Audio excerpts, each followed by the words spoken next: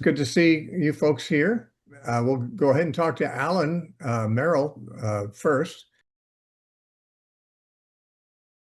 And Alan, where are you joining us from? I live in Grass Valley, Grass? California. Okay. Looks like you're in outer space. Are you in Yeah, a space shuttle or in a space capsule? just the background. Yeah. How you doing? What's up? Um, so I feel like an idiot because I think I need to disagree slightly with something that you said, and so I got to be wrong. And I'm sure you'll help me out on this. But I've been listening to your old shows, and I've been listening to everything in 2016 lately. And one of the shows brought up where Jesus says, "As you've done to the least of these, my brethren." And you spent quite a bit of time talking about who the brethren might be. And I just think that that's the same kind of people that he talks about when he said, I don't think that there's a group of people that qualifies as brethren that if they're hungry and you feed them, but there's some other group that's hungry and you feed them, that you'll be treated differently. It's like, who's your neighbor is how I look at it. It's whoever's in need is his brethren. And I don't know. I just don't think there is a special group there that gets his special treatment, to the people that are saved because you treated one of them instead of somebody else.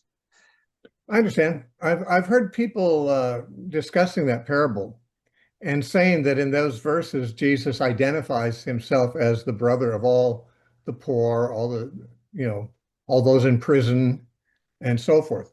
Um, Frankly, feeding the poor, helping, clothing the naked and things like that certainly is something we should do, whether people are Christians or not. But that doesn't necessarily help us interpret what Jesus is saying in the parable.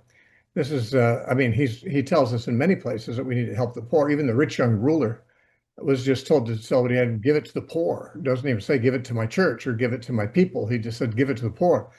Uh, you're right there. In one sense, you're right that all the poor should be the objects of our concern. Now, what Jesus is saying in that parable is something slightly more specific, and that is that he has certain people that are him, really. And when you do something to them, you're doing it to him, whether you're neglecting them in need or providing for them in their need, you're doing that very thing to him.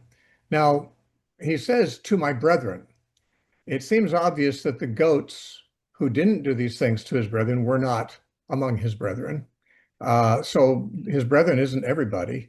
But there was, of course, I'm sure that on the show that you listened to, I probably brought this up because I usually do, that in chapter 3 of Mark, Jesus said, who are my brethren? Who are my brethren? Yes, you And, brought that up. yeah, and he answers, those who do the will of my Father. They're my mother, my father, my brother. So his family are those that are doing the will of his Father, and his Father's God. Now, the reason that when you do something to one of his brethren, that you're doing to him is because his brethren have been incorporated into the body of Christ and are his flesh and his bones. And whatever you do to his body, well, you're doing it to him because his body is him. And so that's what I think he's saying. Now, he's not, in saying that, he's not saying, and you should never help the poor unless they're Christians. He's not saying anything like that. That's not the point he's making. The point he's making is that those who have neglected the Christians, his people, it's a slap in his face. They're doing it to him, whether they realize it or not. And so when they stand before him in judgment, they're standing before the one that they have neglected or the one that they've abused. Now, one reason I don't think that that the brethren refers to every human being. It is true. He said, I was hungry and you fed me. I was naked and you clothed me. But he says, I was in prison and you visited me. Now, not everyone in prison is a brother of Christ. Some of them are the devil's brothers. Some of them are evil people. But Christians in prison are generally there, at least in biblical times. If they were in jail, they were there because they were being persecuted for his name's sake. And so he's envisaging Christians who are poor, people who are persecuted, Christians, Christians who are in jail, and sick, that they become the duty of everyone who will answer to Christ to care for. Now, if they're not Christians and they're in those conditions, that doesn't mean you can't do good to them. What Paul said in Galatians 6:10 is what I would think applies here. Paul said, as you have opportunity, do good to everyone, especially those of the household of faith. So, I mean, in other words, not everyone's of the household of faith. Not everyone's in the family. Not everyone's in Christ's family. Not everyone is obedient to his father, which he said, those who obey his father are the ones, or his mother and brothers and sisters, his family. And Paul said, you need to especially be good to those people, but you should be good to everybody. And so the idea here is that the concerns of any poor person or any afflicted person or any oppressed person should be on our hearts. We should do what we can to alleviate. But there's a special obligation to do so to those who are the flesh and bones of Jesus himself, which is those of the household of faith. So I'm not ruling out what you're saying, except I think that story that we're talking about, the sheep and the goats, is not making a statement about the poor in general, but about those who are his body. When you said a slap in the face to Jesus, it became much clearer to me what's going on there. So I really needed to hear that. So thank you. Oh, sure, thanks. And Paul said in 1 Corinthians 8, he said, when you sin against your brethren, and he's talking about your Christian brethren, you sin against Christ. Yes. So I mean that's now if you sin against anybody, you're sinning against God specifically. But it's specifically doing something to Christ when you do it to his brethren. So that's how I understand the meaning of that. Yeah, that really helped. Thank you very much. Hey, I appreciate you joining us. Thank you. God bless you. Let's talk to Clayton next. Hi, Clayton. You want to? There Can we you go. hear me? Yes, I do now. Yeah. First time I used this thing on the phone. I'm from Jacksonville, in case anybody's curious. Florida. I know there's more than one Jacksonville. Yeah. Um, Let me see if I can phrase this correctly. Uh, my wife and I were having a discussion the other day just about, I guess, modesty, mainly for the way women dress, not so much men, but men too. But in the conversation, she brought up to me the a lot of women that she talks to uh, are always talking about how it's good for a wife to dress to please her husband, and that's a good thing. And she was talking to me about that. And I was like, well, I mean, I wouldn't disagree with that. But then that's where I went with her conversation with her people. It went to more like, well, what about when you're in a public setting? Because there's not just your husband in a public setting. Yeah. So what your husband might find pleasing, privately, obviously you probably wouldn't wear publicly. So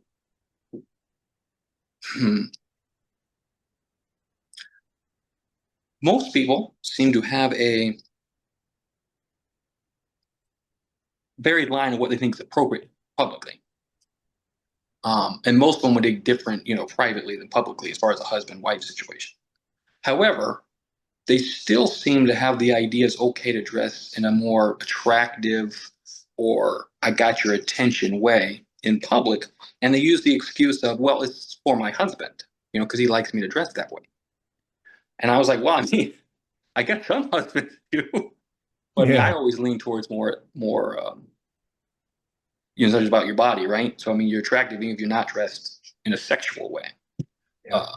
Which I don't with the Bible. I know it doesn't talk about in depth necessarily, but anywhere that maybe supports just how a husband should, I guess, reinforce his wife. So because a lot of pressures on her in the Yeah. world, and just ways to support her and not so she doesn't feel like she needs to dress, to get his attention, so to speak, while they're in public. Yeah. Yeah. Yeah. Well, I mean, it's a genuine concern, obviously. I mean, uh, if a woman is obligated to dress to please her husband, then the husband is definitely obligated to support modesty as a norm in his wife's dress. Now, again, when they're alone, you know, they don't have to wear any clothes at all if they don't want to, or she can, she can dress as immodestly in front of her husband as she wishes. But when she goes out in public, there is a sense in which she's kind of subject to her husband in this matter, because he may be the one who buys her clothes, and won't, he may not support her wearing clothes that are highly modest, which more modest women and men, prefer. And therefore, she might be kind of stuck. I think, first of all, the whole issue of what modest dress is, what the perimeters are, is something that is not nailed down completely. Certainly, modest dressed communities of Christians, Amish people, Old Order Mennonites, people like that. I mean, they have a very distinctive, almost a uniform that they consider to be modest, both for men and women. In fact, among the Amish, some of the Amish men can't even wear pockets on their shirts because they may put something in there that distinguishes them from someone else, and they're trying to be in their dress very uniform. And the women too. Obviously, you can see this if you meet such people in those communities. And those people are that way whether they're at home or not. But it's also their culture. They're in a countercultural situation, and they don't necessarily prefer to go out in the dominant culture a lot. They have to sometimes for shopping or whatever. But obviously, their idea of modesty is very long dresses on women, their hair not down in public, because it's attractive to men to have their hair down, and having a bonnet or something on their head. And this is their standard of modest dress. Now, it's easy to imagine that everything that isn't that is very immodest, and some people think so. Some people think that if a woman wears pants, it's immodest. Now, some pants certainly are immodest. Some men wearing pants wear immodest pants too. I mean, it's obvious that just to say pants shouldn't be worn because pants are immodest is overgeneral. And there are a lot of old order type Christians who think that women shouldn't wear pants at all. And yet, obviously, a woman can wear dresses that are more alluring to men than some of the pants she would wear. The problem we have here is we have a highly visual and sexualized society, and many Christians are not even sensitized to that at all. They just kind of go with the trends. They want to look good because it's a looks-oriented world. Women, I actually think, I mean, certainly there's women who would dress immodestly because in their hearts they want to attract men other than their husband, which is, of course, something no Christian woman would, we assume, do. But a lot of women, if they're honest about it, they're dressing up to please other women. A lot of times they're a lot more concerned about how other women will judge the way they look. And it's not so much that they're being immodest in a sexualized way. It's more that they're just succumbing to peer pressure and to the opinions of other women who, they wouldn't be caught dead wearing, frumpy clothing because of the way other women would judge them for it. So we really live in a hard time I think, to standardize or say one situation fits all situations. I don't think there's anything in the Bible that would say it's wrong for women to wear pants, or men certainly. But in biblical times, everyone wore robes, and men and women. They weren't wearing pants. But in our society, pants are much more normal. It's just that there are pants that are, they are styled to accentuate, parts that are not supposed to be the parts that the public is paying attention to. And in my opinion, I think you said it right, that immodest dress doesn't even have to be sexually revealing clothing. Immodesty would be trying to get people to look at you for whatever reason. I mean, women who wear, really weird jewelry, really weird hairstyles, really weird, patterns of clothing because I don't know, they're artsy or whatever. They're trying to be unique. Um, I'm not saying they're being sexually immodest, but a lot of times people are dressing in a way that they're hoping people will notice them, not necessarily in a bad way, just in a way that they want to they don't want to go unnoticed. They don't want to just blend in. And this is immodest too in a different way. It's not immodest in the way of saying, I'm trying to seduce somebody, but it's rather, I'm kind of making it all about me. In social situations, I want to stand out. I want people to be looking at me, talking about what I was wearing. I want people to be thinking about me. To my mind, that is the opposite of modesty. Also, even when there's no sexual element at all, or no seductive intentions at all. Now, a man, of course, some men really want other men to find their wife attractive.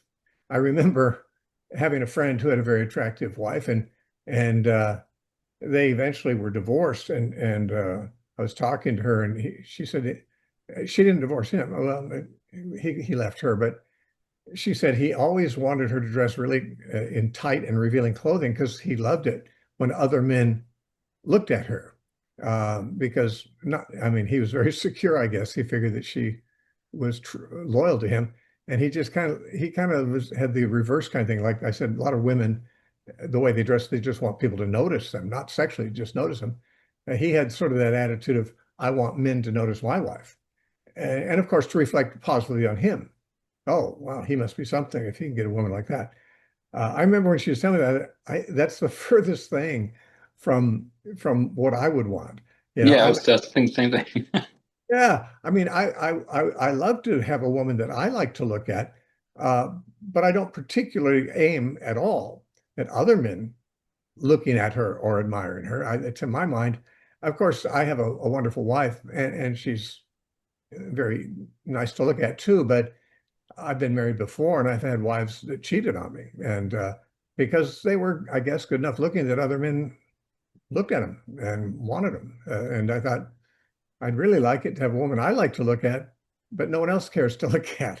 I'm not sure you can always choose that unless you just, I think we need to be less looks oriented in general so that we're not aiming at being admired for the way we look or the way our spouse looks. And it's a hard call. I would just say that a woman who wants to dress more modestly and her husband doesn't want her to, she's in a hard spot because she should please her husband, but I don't think she has to dress in a sinfully, sexually alluring way, even if her husband wants her to. I mean, I think that if her husband wants her to look good, she should look nice.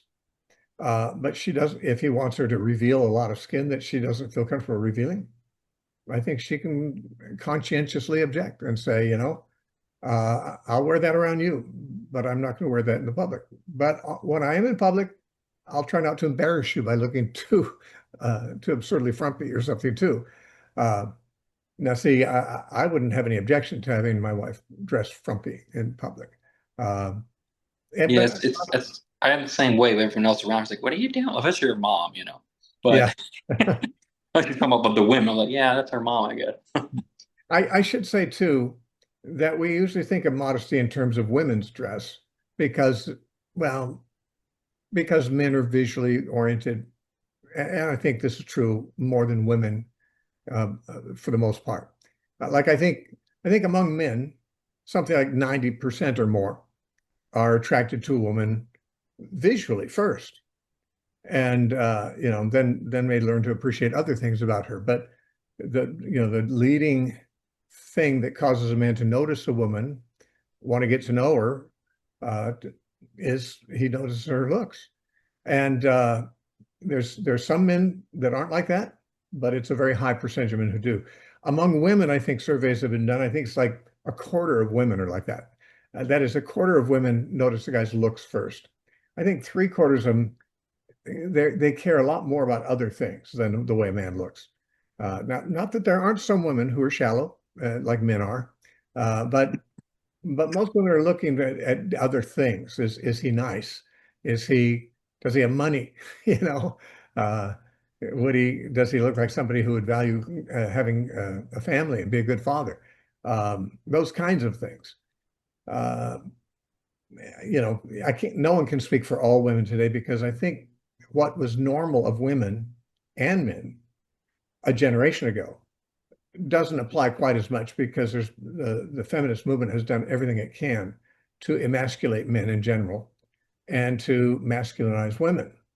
And so it hasn't succeeded completely. Some women are still very feminine, some men are masculine, but it has what used to be generally true about women, can't be said to be as generally true anymore because frankly, I mean, the younger generation of men aren't even wanting to have relationships. They're having online relationships and they're not even dating. They're not even marrying or wanting to marry. And women too. I mean, that is definitely a change from what used to be the case throughout history. So I really can't say with the younger generation how they react in these ways, but certainly people of my generation and probably the two generations after mine uh, are pretty much going to be looking for partners. And unfortunately, because divorce is so common, a lot of people are looking at other people's partners as potential partners. So a woman needs to be aware of that. And in fact, I have to say there are women who are identified as Christians who kind of are keeping that option open. And, if you see a wife who likes to go out exposing a lot of her body, getting a lot of male attention, uh, and she's flirtatious with other men or whatever. You're probably looking at a wife who's not really totally committed to the marriage, which is a dangerous kind of wife to have.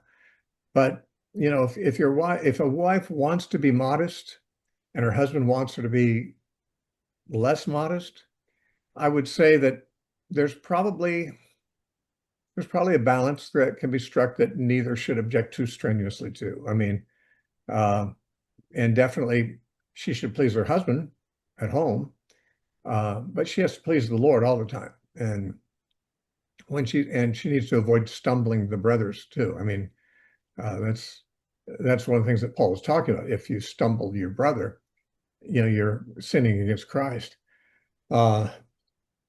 This subject has no doubt many aspects to it to discuss, but it is hard for a Christian woman in our society to embrace a modest approach to dress and to appearance because many of their husbands have been greatly sexualized by the culture, and and they want their wives to look sexy maybe, and secondly, other women judge each other. Women judge each other about that, and most wives are aware of that too. Now, of course, it's always great if a Christian woman can be the ideal Christian woman and say, I don't care what anyone thinks, I'm just going to please God. Every Christian, male or female, should have that attitude. Paul said, if I was pleasing men, I wouldn't be the servant of Christ in Galatians 1:10. But honestly, that's a great thing to say and to do and to be that way. But a lot of people have a hard time not being aware of what other people are thinking of them. And obviously that's the battle they have to fight and win. They need to get to a place where they don't care what other people think, except for their husband, except for their wife.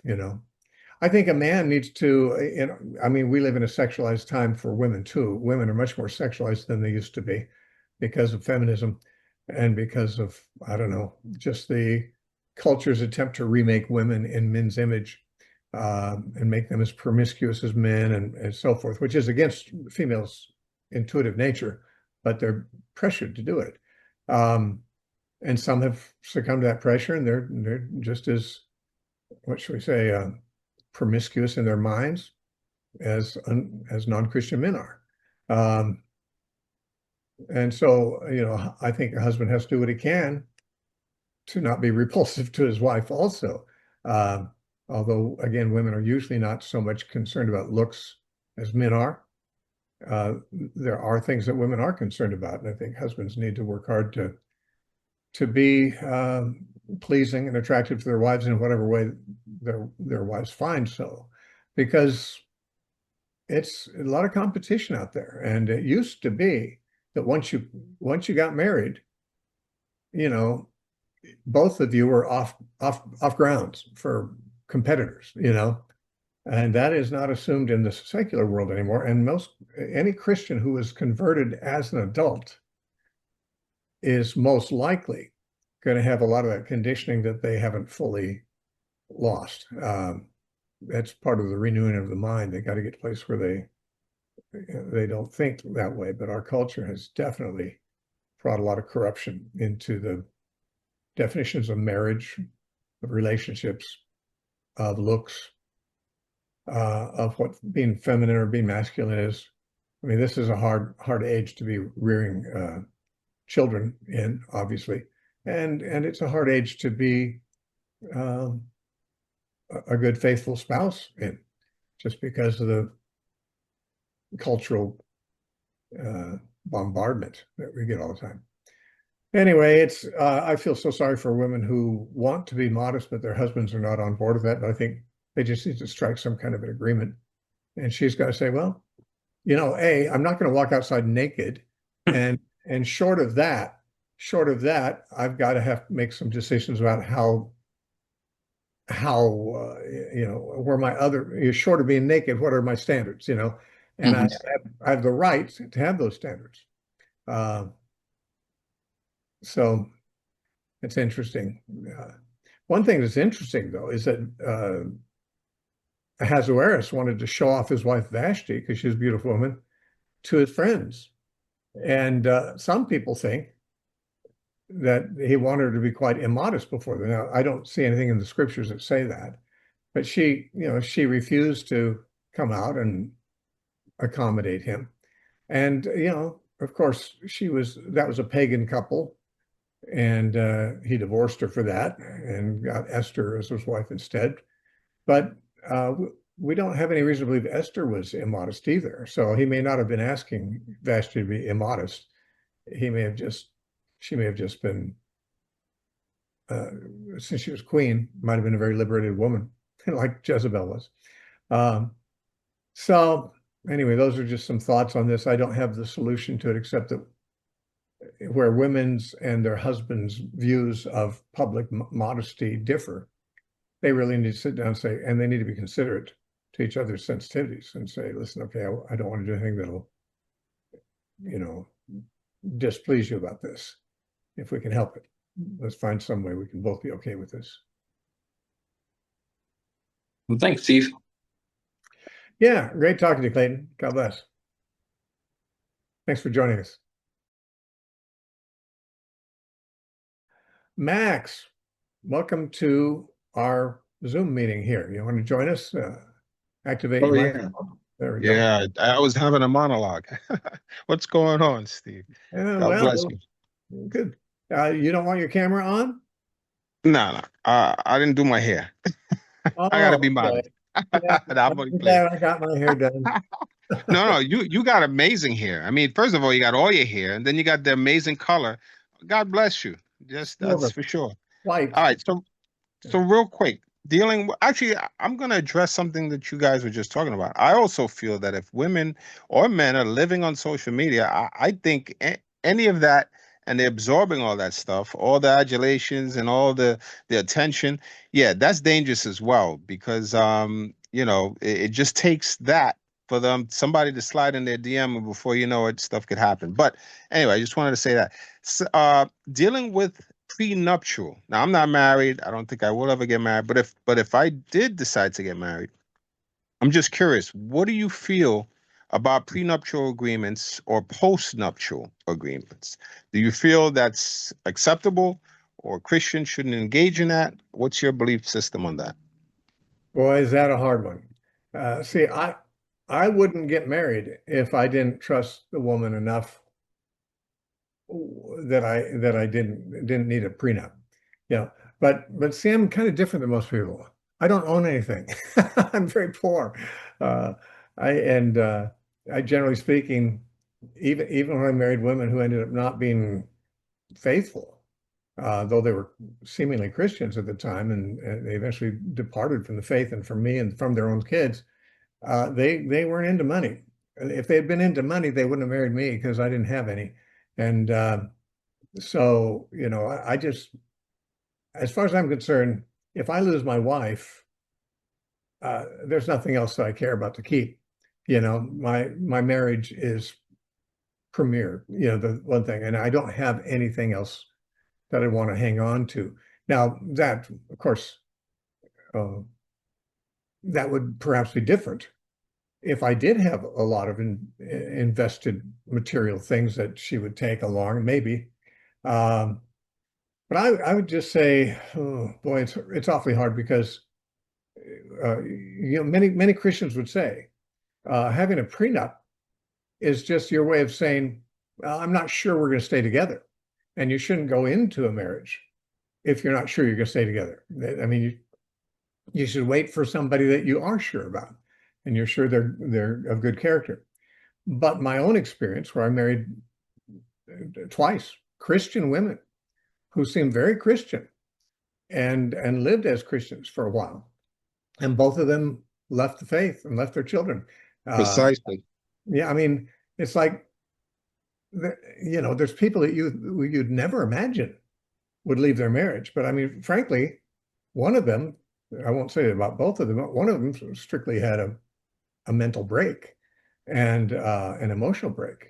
And to my knowledge, hasn't recovered since. So it's been 25 years. But you can't predict those things. So some Christians would say, well, you better get a prenup. But if you don't have a prenup and your spouse leaves, they get half of everything. And to me, when I lost my marriages, it never mattered to me that I lost half of my stuff, because I've never cared about stuff. I care about relationship. I care about my wife. I care about my children. I cared especially about my children not being raised in a broken home. I mean, that was the crisis for me, was that the marriage broke up, not that I lost stuff. So I don't have the mentality of one who would have a prenup. Just because, like I say, when you say, I want to have a prenup, you're saying, I'm not sure you're going to stay with me. Well, I mean, it seems like a woman might say, if you don't think I'm going to stay with you, why are you marrying me? Well, okay. You're gonna rent me for a little while until I decide to move on. I think that it's a horrible tragedy when a marriage breaks up. And it's in many cases an unpredictable one. But if the marriage breaks up and the wife takes half of what the husband has, shame on her, but she shouldn't have left in the first place. I mean, double shame on her for leaving her husband, and shame on her for taking his stuff. But that's only in this life. We don't worship those things. God can rebuild. I'll tell you this: I've had twice wives who were seemingly Christian, turned on a dime, left the faith, left their kids, left me, and I was left with not much of anything else. And yet, here I am, I'm doing fine. God takes care of you if you're on his side. If you're the innocent party, pity the one who leaves, even if they take all the stuff. A man's life does not consist in the abundance of the things he possesses. Now, again, a lot of people are a lot more rich than I am. And that matters to them a lot more than it matters to me. And so I don't know. I mean, maybe if a person enters a marriage where the husband and the wife both have, let us say, separate interests, like separate children from previous marriages, and therefore concerned about the inheritance of their children from different marriages, I could see saying something like, well, I want to preserve my children's inheritance and your children's inheritance. And I could see having some kind of an arrangement made like that. But I'm just not that sympathetic toward it. And I'm the kind of person who should be, if anything, because I know as well as anyone that you can marry someone that you're totally convinced they're a solid Christian, and then quite unpredictably they turn and leave and would take anything you've got that they can take. Uh, but you know, I guess it would take somebody a lot more interested in material things than I am to want to protect that. I want to, you know, it seems to me that if you make a prenup, you're communicating that I'm not really sure we're going to be here together for life, even though we're making vows when we get married that we will be. Now, you talk about what about a postnup? I could see if people got married and their marriage has fallen on rocky times, and one of the spouses is, threatening to leave and things like that, that one could certainly suggest a postnup because it's not the same thing. It's not like entering a marriage with the assumption we might break up. It's being in a marriage which is giving every evidence of being in danger of breaking up. Then I could see maybe a place for that. It would not have the same significance, it would seem to me. But it's a whole legal category that I have no personal interest in, and I wouldn't enter a marriage myself, saying to my wife or to my bride, I want to protect myself against you betraying me. I think when you get married, if you're getting married with the right attitude, you're saying, if you betray me, shame on you, but I'm trusting you, I'm trusting you here. So that I give you I give you a lot of credit, Steve, because that's deep. I don't if I ever decided to get married, I don't think I have that depth because unfortunately today people are just so duplicitous. Mhm. A lot of dissembling going on, a lot of great actors. And so even if you feel that you're in love with the person, like you said, and it's mutual, it's not just an arrangement of compatibility, and you're thinking, all right, I can marry this person. No, it's two people truly in love.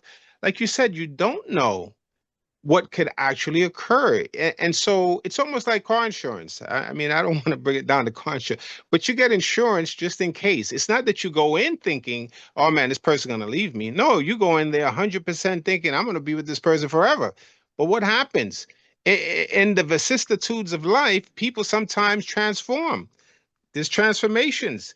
And that is and true. I mean, yeah, I would say it would be wise to incorporate that today. Unfortunately, we have to do that today. But that's just my perception. But I see how you're saying it. Yes, trust God and trust that even if they do sucker punch you, it's okay because God will, of course, He Yeah. will restore the years that the locusts have eaten. I understand that, but Yeah, let you me know, just say this too. I mean, I don't know if there's any states that are not community property states. I think most of them are now, where no matter who causes the divorce, let's just say a man's been faithful to his wife, he's been dutiful, he's supported her, he's supported the children, he's taken care of them for decades, and they co-own everything, the house, the car, whatever they have, and then she leaves or he leaves.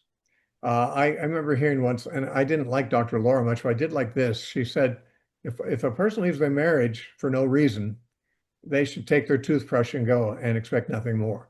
And that's true in a sense, because the property they acquire as a married couple is not half hers and half his. It belongs to the family.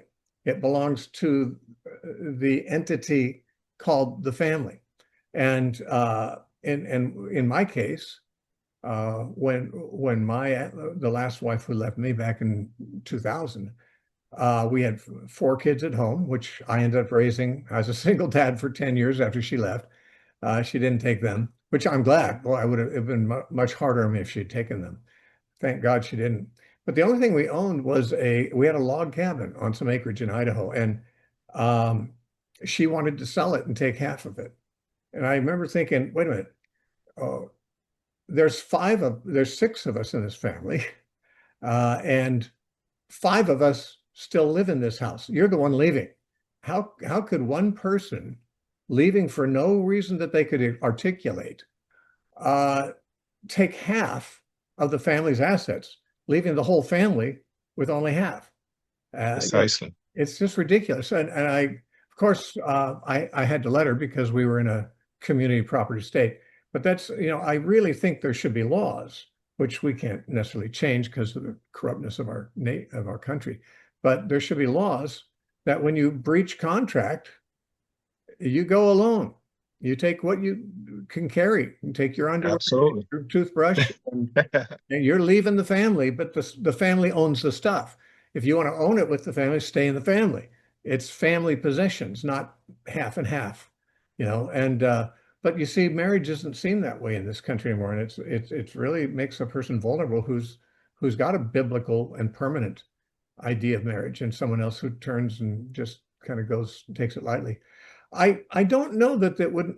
I've sometimes said that the church should license its own marriages and not pay any attention to the courthouse, not even get married legally in the courthouse. Just let the church marry people, and they should possibly, because marriage does legally make people vulnerable to each other.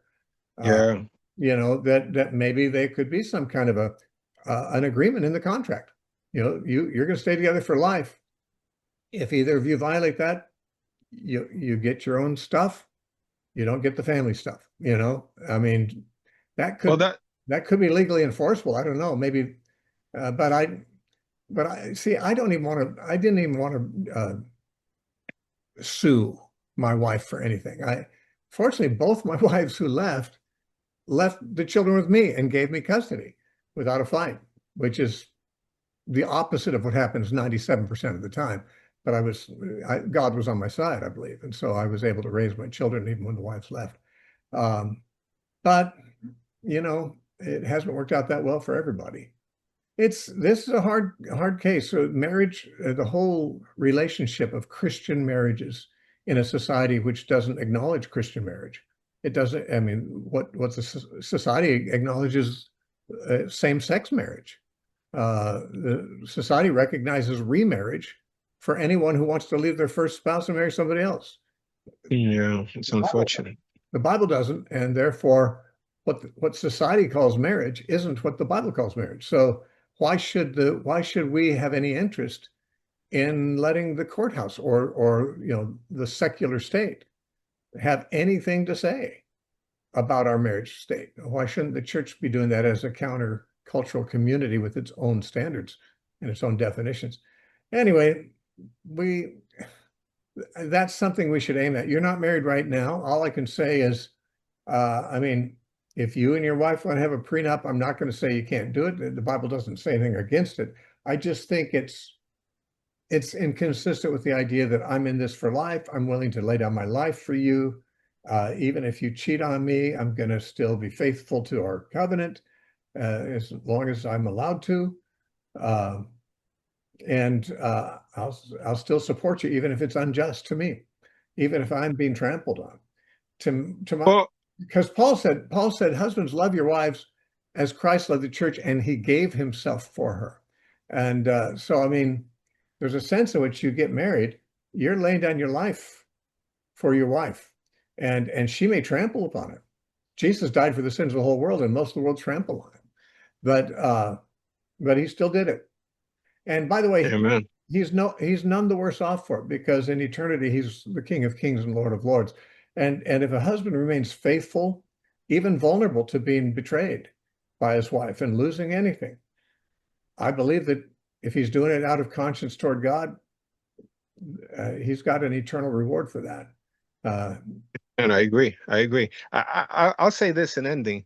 If I ever do get married, most likely I would get a prenup. However, I know I've been given the gift of giving. I mean, I naturally like to help people and give. So even if she did mess up, and if she needed me to help her, I would still help her. I guess I'm just protecting what I know would be mine. And then if she needs help, I'd help her anyway. You know what I mean? It's almost like, you know what it's like? It's like when I used to be at a job in a bad environment, where when I went in there, unfortunately, I had to have a recorder on just so I could protect myself because it was my word against someone else's. Yeah. So people didn't realize that I would have that recorder going. But you see, I did it so in case somebody threw a punch, and I don't mean physical, but sometimes it could have been. But let's say they tried to really, put me in a bad situation. Now I have something I can say, hey, but I wouldn't purposefully try to get them in a bad situation. In Yeah. other words, I'm always about, I have to protect me because if I don't protect me, I'm going to be under the bus. So I think it's the same way in a relationship. You have this thing set up that, hey, listen, if everybody does what they're supposed to, no foul, no harm. But as soon as things starts getting bad, all right, okay, so listen, it's okay. You can leave if you want to leave, but I know you're not going to bilk me. And if you do need me to help you, I'll still help you. But anyway, that's my views. Amen. I'm not going to judge you for that. But thanks again, Steve. You're the best. God bless you. All right, Max. God bless you, man. Good to talk to you. Larry. Yeah, Steve. Hey. This is a little what'd you say, off the wall. But yesterday I was reading the life of David, and this towards the end of his life. And in the middle of the night, I started thinking, and sometimes that's dangerous, and putting together Solomon's age and the circumstances around Abishag and the death of Adonijah, and wondering, and this is my question, I guess, is there any room for the idea that Solomon let Adonijah go back to the Shunammite village and then later courted her as a shepherd, which is when he finally won the woman's hand? It would be a beautiful picture of how God reached the church and us. But I don't want to make too much up, and I can't believe I'm the first person ever thought of that. Okay, so you're bringing the Song of Solomon into this, where Solomon's lover is the Shunammite woman, right? Shulamite woman. And Abishag in the story of David is a Shunammite. Okay. I might be getting those confused, a Shulamite and Shunammite. One of them is said to be a Shulamite, the other is said to be a Shunammite, and some people think that's kind of the same thing. And so there are those who think that the woman in Song of Solomon is Abishag. Is that something you're suggesting as a possibility? Is that part of your question? I'm asking your opinion if what you know of the Bible would allow for that. It seems to fit the time frame. Right. Yeah, I do believe it's very possible that Solomon fell in love with this girl when she was back at her home. Yeah, David had died. She had gone back to Shunem or wherever she was from. She was taking care of the vineyard with her older brothers, and her time with David was just an episode from her past. But Solomon had gotten to know who she was when she was keeping David warm at night when he was dying of consumption. And so he visited his, let's say it was Solomon's vineyards, and he went there and saw her there. And some people read the story of Song of Solomon as if she was shy, she was terrified, intimidated by him, by his interest in her, and so she fled from him. And so he went back to Jerusalem, and at a later time came back disguised as a shepherd, something not so intimidating. And he courted her and he won her heart. And she fell in love with him, and she was pining for him because he disappeared again, had to go back to Jerusalem. And then he came in his chariot, to pick her up. And she realized that this was the shepherd that she had fallen in love with, but she also knew it was now the king.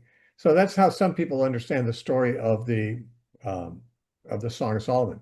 If that is true, then it's possible. We don't know, but it's possible that she was the Shulamite that kept David warm.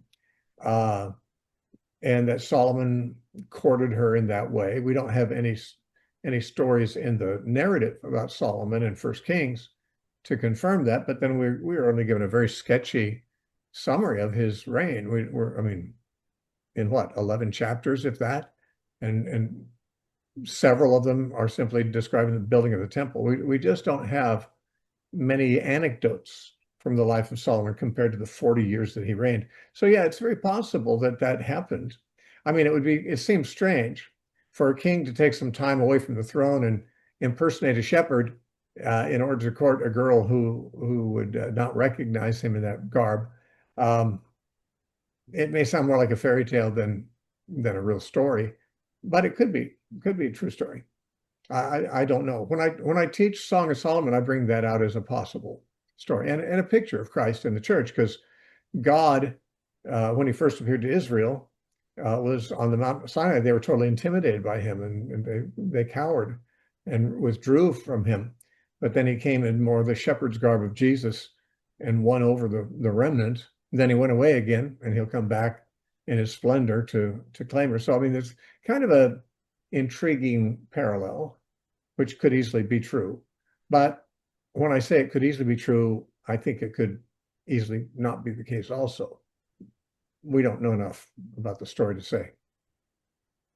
Okay, well, it's a wonderful picture of the reality we enjoy, and I've always appreciated the Song of Solomon for that reason. Mm-hmm. Yeah, well, thanks for asking. I certainly see it as a working theory that can't be disproven. So, I mean, if you're teaching Song of Solomon, there's no reason you can't present that as a realistic scenario that we cannot prove. Okay, well, thank you. It is edifying. All right. Yeah. Thanks, Larry. All right, we'll talk to Matt next. Hey, Matt. Hey, Brother Steve, God bless you. Yeah, good to see you. Likewise. Steve, so I just quickly, I'm about 5 years into my Christian faith. I wasn't born into this. I'm 40 years old. I preface by saying that because it kind of, like, I guess, helps give a foundation for the question I ask. Sure. Questions like this, I feel like, usually come from like an atheist, someone that's looking to disprove, but not in this case. Yeah. So 1 Corinthians chapter 15, verse 14 through 17, kind of scared the heck out of me, speaking candidly. And I guess I'm someone who struggles a lot with my faith. So this is about Christ being risen. 14, and if Christ has not been raised, then our preaching is vain, your faith also is vain. And another one that keeps me up at night is verse 17, and if Christ has not been raised, your faith is worthless. You are still in your sins. The more I read the Bible, I listen to you a lot. I find myself in the middle with, like, the ends getting further away. Do I believe or not believe? You know, the more I learn, the more I listen. And I have an easier time with the resurrection because miracles to me, I feel like are something that I have a hard time not believing in. But this is kind of like a natural Christ's death. I've asked other teachers this, and I've gotten answers of, and the question is, like, did Christ really die, right? Like, without a medical examiner pronouncing a time and a date. Answers I've gotten were along the lines of that, like, Romans were really good at crucifixions. And I believe they were, but I believe what made them good at it was keeping the victim alive, 24, 48 hours on the cross. Unless I'm mistaken, I believe, and God forgive me for even asking, I believe Christ was only on the cross for a few hours. Now, only on the cross is, I wouldn't want to be on it for 2 seconds. Right. And Joseph of Arimathea and Nicodemus seemed like almost, I want to say, in a rush to get him down, which I would have been too. But, like, considering that, like, I guess I struggle with a little bit with myself being an electrical engineer. Evidence of things unseen is very big to me. I've never seen voltage, but I know it's there. Mm-hmm. So just going off of reading just the Bible from an unbiased position, if I read the Gospels, I'm not sure if I'm 100% convinced that he did die on the cross. So I guess I ask you, like, your take on why, like, how I can be more convinced, or like, Well, first of all, every other theory doesn't really make anywhere near as good sense. It's possible that a man who was crucified could be taken off the cross and live, if he hasn't died yet, and live some more years before he'd die. Although the risk of infection from the rusty nails and things like that had been in him would be very great, and they'd have no way to treat it. And the likelihood is great that if that happened, he would die anyway, just from that. Maybe not from blood loss, but there's another thing that happened that John refers to in John 19, and he records this, and then he specifically says, "I saw this myself," as if to say, if you have any doubts about this, I'm just telling you this. I was there. I saw this, and he's referring to the time when the spear pierced Jesus' side, and blood and water came out. Now, the most medical analyses that I've read about it suggest that the blood and water came out because there is a sack of clear liquid that surrounds the heart that looks like water, and that that was pierced, and therefore the heart was pierced as well. Now, honestly, I believe that's true. I believe that it does mean that. But even if that weren't true, I mean, even if that were some kind of an urban legend that Christians passed around, we're still talking about a man whose side was pierced. And if he was not dead, he would have bled out from that wound. Now, of course, a dead body doesn't bleed. That is to say, the heart stops beating, and so it doesn't pump the blood out. Blood can trickle out, I suppose. But generally speaking, with blood pouring out, it means that he was alive at that moment. But then, of course, he would have bled out, and his heart was pierced. Now, we don't know how much it was gushing out, but it's hard to imagine any man undergoing what Jesus went through, including the piercing of his side and the blood coming out, and the other things that happened to him, his beating, his crucifixion, and then surviving. Now, let's just say for the moment that on the off chance maybe he did survive it, as you're suggesting. Let's say the Romans mistakenly thought he was dead, and so they brought him down. Now, if they thought he was dead, now, by the way, they were going to make sure he was dead. They were about ready to break his legs, but they became convinced without breaking his legs that he was dead, so that they didn't need to do that.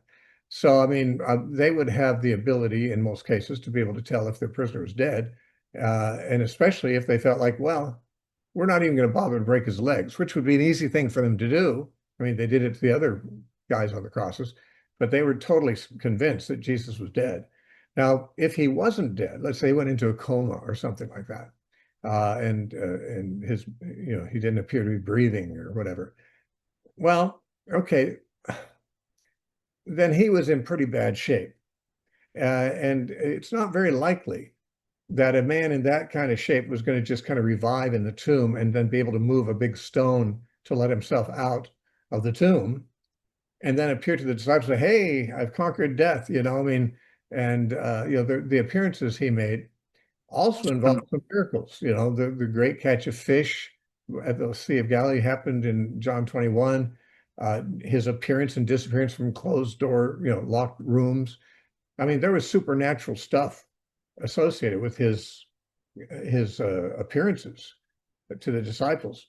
And so, if he was just a guy who swooned on the cross and wasn't really dead, and he wasn't supernaturally raised, how did he get the strength even to walk out of there? How did he get the strength to move the stone? How did he convince the disciples that he wasn't just a almost dead guy who still needed, weeks of recuperation before he could, function? I just don't see. I just don't see that being the mistake that either the Romans or the disciples would have made. As far as the haste with which Joseph of Arimathea and Nicodemus wished to bury him, we're told that the reason for that was the same reason for breaking the leg. This was the eve of the Passover, and it was and Sabbath was the next day, and Sabbath begins at sundown, so they wanted to get the bodies off the cross so they wouldn't be hanging there on the Sabbath day. That was more of a Jewish religious concern, but and that's why they checked to see if he was dead or not. And so, I mean, it would be very, very difficult for me to accept the idea that he was not dead. And it would also mean that if he wasn't dead, he was lying to his disciples and saying that he'd raised from the dead. And when they saw him ascend into the clouds, I'm not sure how he pulled that one off. Everything about the sightings of him afterward, after he rose, suggest a supernatural existence afterwards, and not simply one who barely survived what would almost certainly be, in most cases, totally a fatal experience on the cross. Because if he did simply, by some fluke, by one chance in 1,000, survive all that, and then he was buried for 3 days, I don't really see that his coming out of the tomb that he'd be in good enough shape to convince anyone that he was supernaturally back with more power than ever, So I don't know. I mean, people can believe anything they want to, but I think the evidence is in favor of the witnesses that he was dead. And see, there's another thing about that. If he wasn't dead and he didn't rise from the dead and he didn't ascend into the heavens, then he must have lived among the disciples for some time until he died a natural death, which probably would not be very long thereafter with all the loss of blood and the infections from the nails and all that stuff that went on. In which case the disciples would know that he wasn't risen from the dead because they'd watch him die, in their presence, because they would have stayed with him. I mean, obviously they were loyal to him. So when they saw him after he rose from the dead, if he was really just a very badly wounded and dying man, and they stayed with him for his last few days, while they hoped he'd recuperate, they would not have been convinced that he was raised from the dead. They would have known that they would have been able to figure it out. I guess he wasn't dead in the grave. He is now, because he would have, if he didn't die on the cross, he had to die some other way, as a human being, and they would have had firsthand knowledge of however he actually did die if there was an alternative way. So, I like to think things through. I like to think of every alternative. And any other alternative just seems more incomprehensible. Now, some papers say, well, no, any alternative is more believable than that a man rose from the dead, because that just doesn't happen. We don't know that doesn't happen. Some people in the Old Testament were raised from the dead by Elijah and Elisha. Jesus raised some people from the dead when he was alive, and the apostles raised a few people from the dead in the book of Acts. So it's not like it never happens. It just doesn't happen under normal circumstances. But see, the whole teaching of Christianity is that it's not normal circumstances. This was a unique man, and a time where miraculous raisings from the dead were something that happened once in a while. The one thing about Jesus rising from the dead, different from when, let's just say, he raised others from the dead, like Jairus's daughter or Lazarus, or when the apostles raised people from the dead in Acts, the difference was that Jesus predicted that he would die and rise from the dead. Now, he predicted 3 times, and he said he'd rise on the 3rd day. Now, if he was an ordinary guy and he didn't really die and they just buried him, for him to pull it off, say, well, I told these guys I'm going to rise on the 3rd day. I better get out of this tomb here. I can hardly move. I'm in terrible pain. I've lost so much blood. I don't have any energy. Haven't eaten for 3 days here in the tomb. I really doubt that he'd have the ability to pull that off. If he did, it's almost a bigger miracle than the one that's claimed. So I'll just go with the one that's claimed. Right. Thank you, Steve. I hate to even ask, the question, or even be on this side of it. No, if you have questions, you should ask them, And Right. People do have doubts from time to time. But and I actually, when I was a younger Christian, it's actually when I was fairly young, because I got saved very young, but when I was I was like 12 or something like that, or 13. I remember wondering, why do I believe Jesus rose from the dead? Is it just because my parents taught me that? And I mean, I thought through these things at the time too. Maybe not every last one of them, but I thought through a lot of them to realize that there's really not a better explanation of the known facts than, I mean, there might be, really kind of far out, not very likely scenarios, but they're not more likely than the scenario that the Bible presents, that God raised him from the dead. Certainly his whole life indicated that God was supernaturally involved in his sojourn here, Right. stuff. So I feel like if I have childlike faith, which I think I do in this matter, it's not like gullible faith. It's a childlike faith that says, I can't prove it beyond the shadow of a doubt, but nothing alternative to it even makes as much sense to me, if you just try to play out each scenario. So, that's where I'm at. Yeah, understood, Steve. Excellent. Thank you, man. I've always envied your faith, and it's something I do aim for. So thank you for the explanation and the answer. Well, God bless you, Matt, and Bless stay you, brother. strong. All right.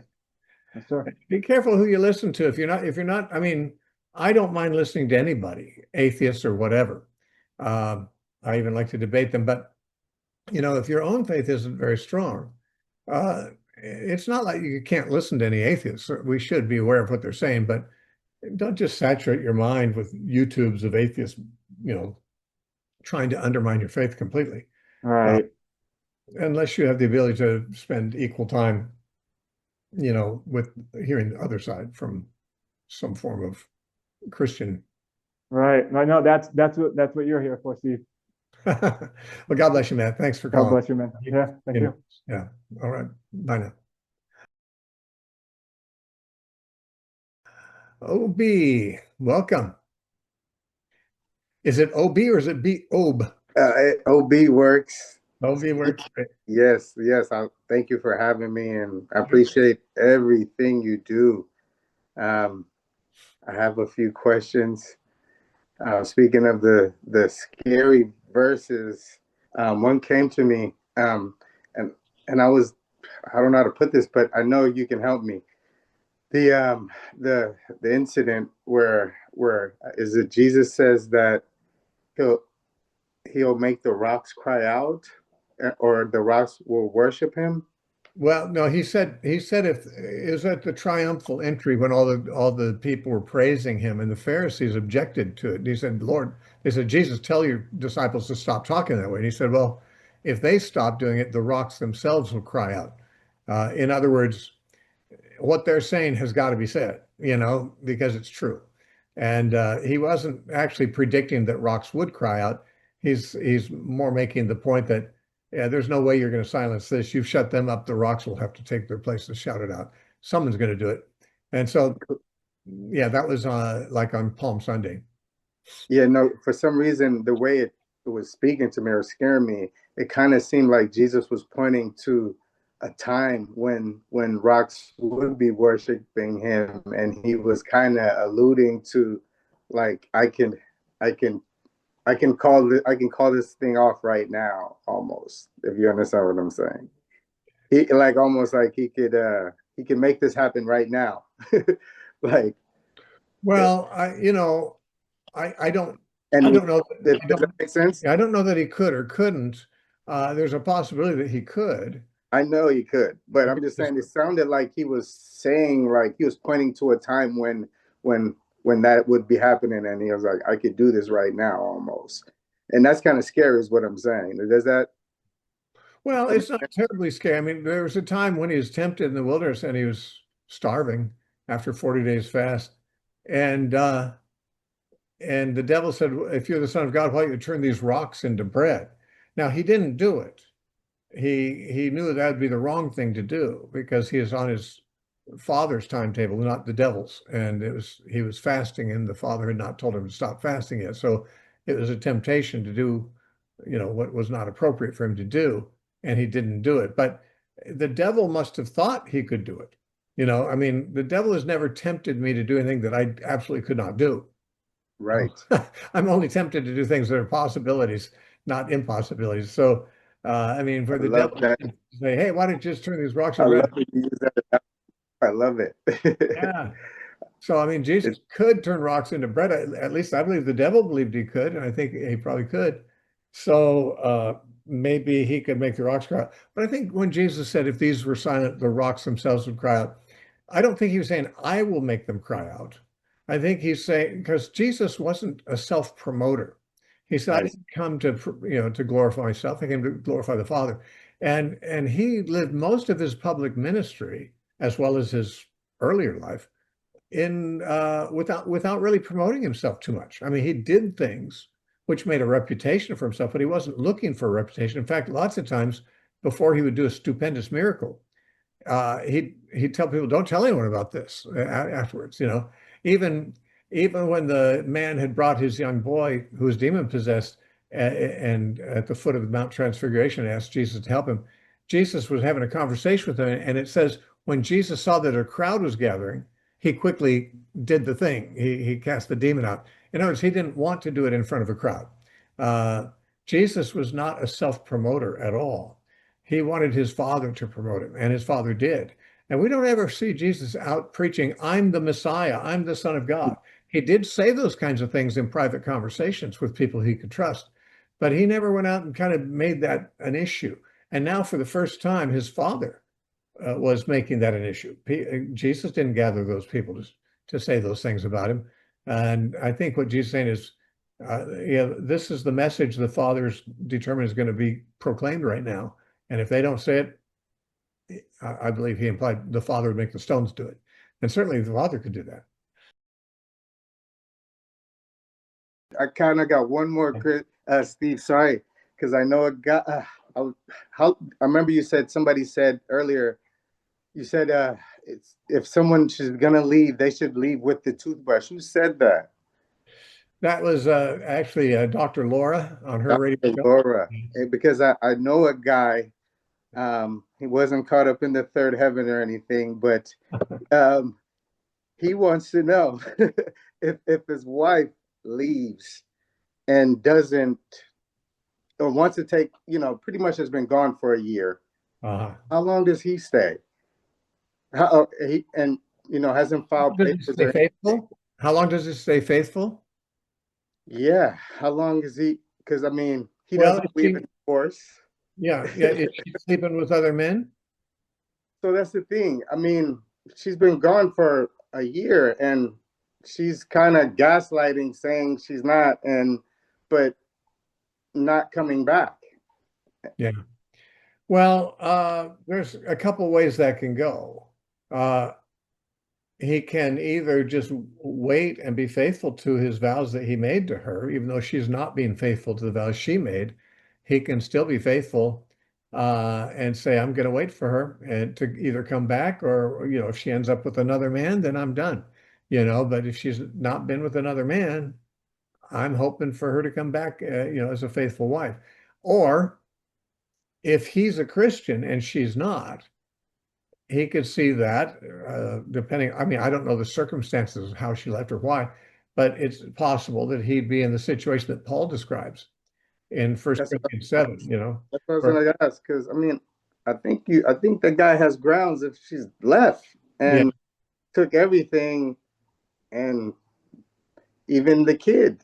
yeah, oh, that's terrible. So see, a godly man doesn't want a divorce. A, Right. a Because godly he man, his and kid. especially if it's kids. Right.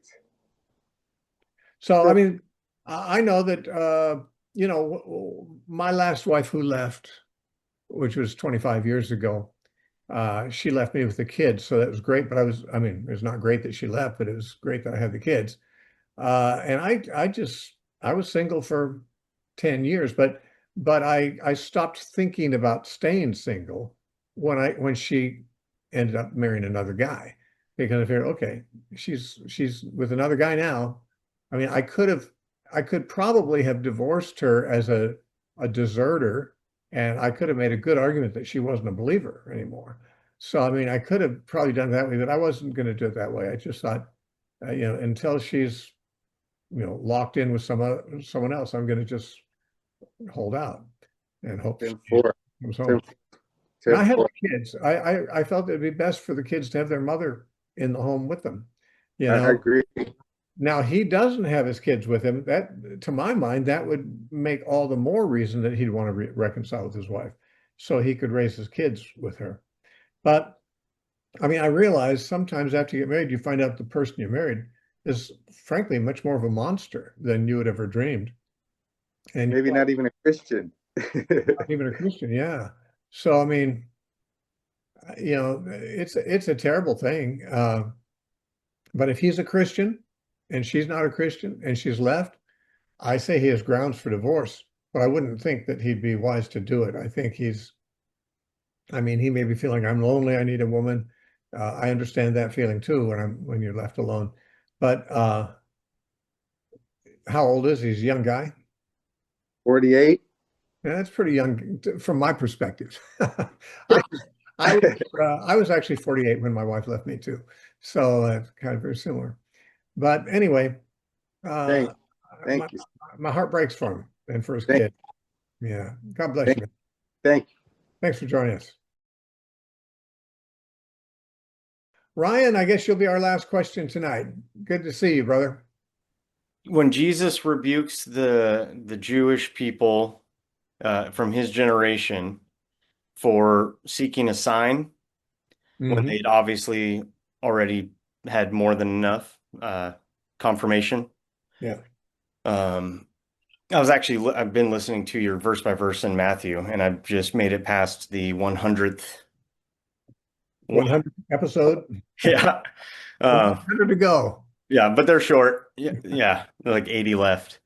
But you were just talking about that in detail, and it made me think of Zacharias. When he I know that this will come to pass, and then he was struck dumb. Remember the father of John? Struck dumb. I think he said struck down. Yeah. How will I, know? And I was just wondering do you think that he was just kind of following the same cultural issue that, they obviously in the wilderness, they were doing the same kind of thing. They needed more signs. Paul says the Jew seeks a sign. Was Zacharias just doing the same thing, do you think? Well, in the wilderness, the Jews actually had seen not God's face, but they'd seen God's appearance in the cloud and in the fire and things like that, and heard his voice, and so forth. They had a direct, contact with God. Zacharias had an angel that visited him. Now, I'll tell you what, if an angel comes to me, I'm going to want to know, is this a real angel or is this like a deceiving demon angel, or what is this? So the angel had simply made a prophecy that Elizabeth would get pregnant. And, Zacharias knew that if that's true, that'd be a miracle. But maybe this is some deception. I don't know. I don't know if he knew for sure that the angel was real, but he did ask for a sign, and he got one. But I don't think he's to be blamed. Well, I know he's blameless. Yeah, for that. Yeah. And I don't even think he was punished by being struck dumb. Yeah, I was thinking about that. Yeah, the Bible doesn't say God was angry at him, so he struck him dumb for this. He asked for a sign. And so the sign was, okay, you won't be able to speak for 9 months, and then you'll be able to. That might be seen as a great disadvantage and maybe even a disciplinary action, or it might just be seen as a sign. Okay, you want to see something supernatural to confirm that I'm telling the truth. Here's the supernatural thing that's going to happen. And I actually think because signs in the Bible, miracles are signs of spiritual truths. I mean, they're physical things that happen, but they reflect some spiritual reality, generally speaking. I think it's interesting that Zacharias was dumb until John the Baptist was born, and then his mouth opened. And I think there's the Bible doesn't teach this. You could disbelieve this if you want to. I should my own theory. I think the dumbness or the muteness of Zacharias was symbolic of God's muteness. He hadn't sent prophets for 400 years until John came. And when John came, God's prophetic mouth was opened again. There had been 400 years since the last prophet. Sort of this long silence where God wasn't speaking. And then he starts speaking again when John the Baptist comes. And so it's possible that the muteness of Zacharias is sort of symbolic of that fact, and it ended with the birth of John. That's my own theory. I've never heard anyone say it before, but it strikes me as very possible. I like also his name is God remembers, Yeah, but he was silent. So I don't know. yeah, amen. Well, that's good. There are like 36 men in the Bible named Zechariah. Oh yeah. Yeah, no, there's a lot of Zechariah is in there, names. but he's the only one in the New Testament we know about, but most are in the Old Testament. But yeah, that's an interesting thing. And some people actually teach it as if, he was being impertinent when he said, "How shall I know that this will happen?" Um, we say, well, he should have just believed God. Well, he didn't see God, he saw an angel. So, Right. there's still some question as to whether the angel is really an angel of God. And more than that, it was a physical impossibility for Elizabeth to become pregnant except by a miracle. So, I mean, I don't know. He can be forgiven for having a little skepticism, but Well, I just thought it was more like because he was blameless, righteous and blameless, um, but he was just getting caught up in the culture of just, okay, I see this, but can I have another sign? yeah. And Well, I don't know. That was just Gideon did that too. Remember Gideon, when God said, "You're going to go and lead the armies of Israel against the Midianites," he said, "Well, let me ask for a sign here, and I'm going to put a sheep fleece out on the ground, and in the morning I want it to be all wet and the ground around it dry." And the next morning it was, and he says, "Could I just ask one more? How about this time let the sheepskin be dry and the ground right, wet?" I mean, like God is very patient. You know, right, in the case where Jesus rebuked the scribes and Pharisees for insisting on a sign, I think he knew their hearts. They were unbelievers by nature. hmm They did not want to believe in him. And why anyone would not want to believe something, we have to ask. In their case, if he was the Messiah, he was threatening their position as the rulers of the country, as it were. I mean, they were the religious leaders of the country. If they didn't want him as their boss, they didn't want him to be the Messiah. So he threatened their position, I think. So not out of honesty, but out of dishonesty, out of self-ambition and so forth, they were just determined to not believe. And by continuing asking for a sign, I think they're either just looking for entertainment of a sign or challenging him that he hadn't given them enough evidence yet. Sort of like when Bertrand Russell, the atheist, was asked, what will you say to God if you meet him, after you die? He said, "Well, I think I'll say, sir, you just didn't give me enough evidence." Well, yeah, right. right. God's given so much evidence. I I mean, know. ridiculous thing that is. And that's kind of, I think, what the Pharisees were saying. You haven't given us enough evidence yet. Well, he had, and they were just being stubborn. And Right, well, I don't think Zacharias was being stubborn. I don't think Gideon was being stubborn. I think both of them realized that something very, very unthinkable uh, has been predicted. And before I commit myself to this, I really want to know this is God. And so could I have a sign or two? right, And I think they were from a very different attitude than the Pharisees were. right. Yeah. Okay. It's good enough for me. How's your family doing, brother? We're doing good. Yeah. Yeah. Good. You know what?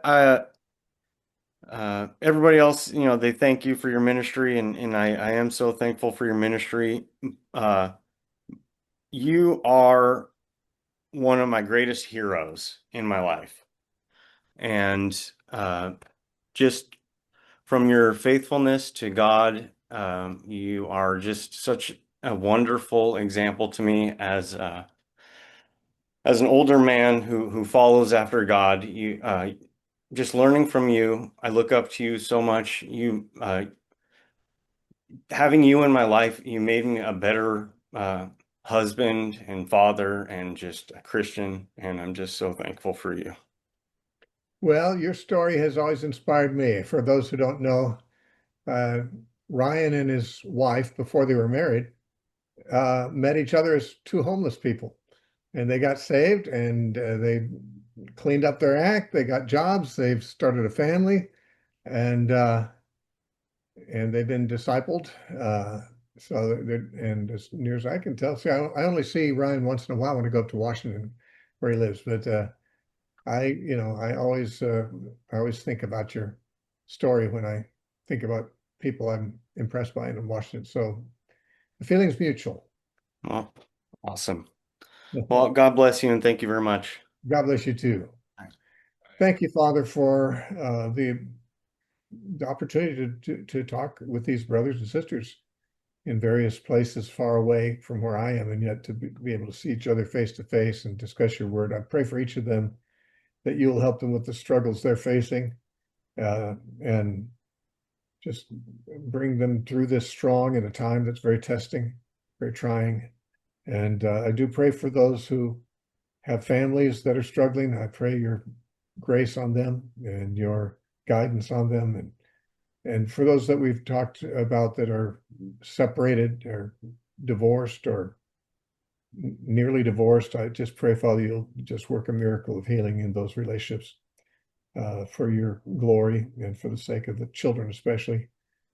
And we thank you, Father, that we have you in our lives, and especially at a time in the world that's so confusing otherwise. And yet we don't have to be confused because we know truth. Father, bless these people, I pray, in Jesus' name. And ask it all in Jesus' name, amen. All right. Amen. Amen. Yeah, good to have all you guys here. Okay, bye-bye. I'm going to check out here. God bless you. All right. We love you, Steve. Hi, Steve. Bye now. Bye, Mike. God bless you. Thanks, Okay. Steve.